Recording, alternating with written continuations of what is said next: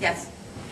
Do you think that, in addition to policy that promotes families, do you think that in some ways, the way that we're spending some of our tax dollars through social service agencies, especially like at the county level, do you think in some ways we're subsidizing behavior that would be otherwise perhaps less easy for people to afford to engage in? I think that's demonstrated through the welfare reform that we had back in 1996, I believe is when it started.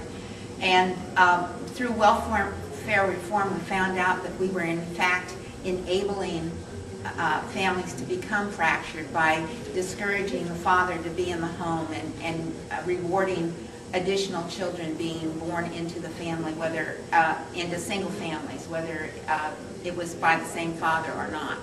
And when we strengthened reformed our welfare laws, we found that we had additional funds that were coming back, that were dollars that were being saved, and those are the dollars that are being directed towards abstinence education and marriage education at the federal level. So I think that is a prime example of how we, in some ways, have continued to foster the fragmentation of families. And so but there's a majority of our dollars that are spent at this in health and human services are for the fallout, to address the fallout of family fragmentation.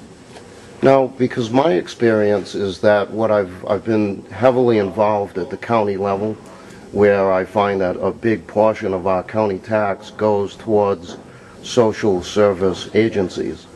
And what I've discovered is that while we've tightened up at the federal and even at the state level, we have politicians that have come in at the county level and created more of these subsidies where people that don't qualify at the state or federal have this yet another level that they can continue to qualify.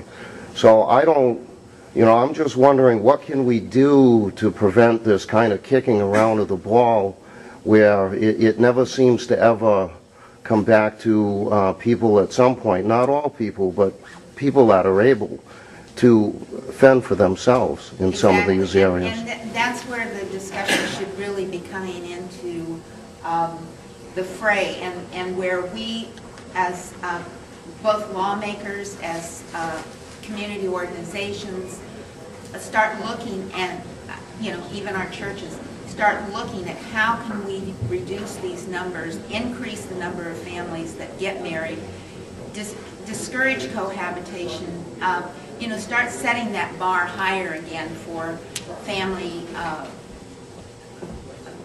that stay together and that are made up of the married biological parents of those children. We find, all of the research is out there to support it.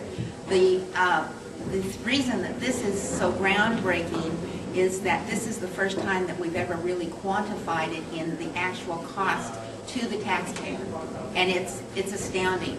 $112 billion a year in this nation, and that's a conservative estimate because that's not taking into consideration other programs that we could not find actual quantification because they don't measure those sorts of things.